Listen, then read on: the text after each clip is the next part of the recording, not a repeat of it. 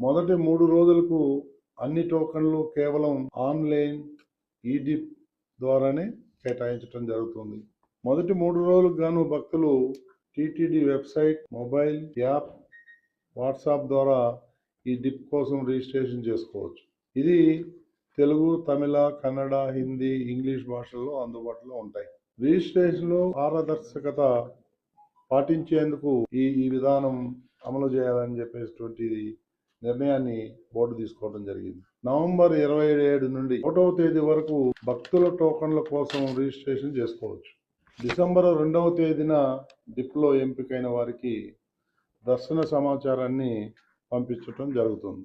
అదేవిధంగా స్థానికులు తిరుపతిలో నివసించేటువంటి వాళ్ళు ఎవరైతే ఉన్నారో వాళ్ళకి జనవరి 6, 7, 8 తేదీల్లో రోజుకు 5,000 టోకన్లు చొప్పున స్థానికులకి ఫస్ట్ ఇన్ ఫస్ట్ పద్ధతుల్లో బుక్ చేసుకునే అవకాశం కల్పించడం జరుగుతూ ఉంది.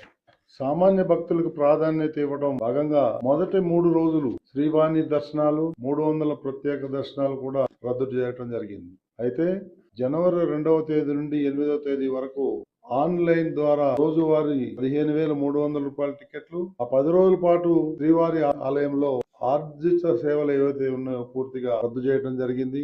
ప్రివిలేజ్ దర్శనాలు ఏవైతే ఉన్నాయో వాటిని కూడా రద్దు చేయడం జరిగింది.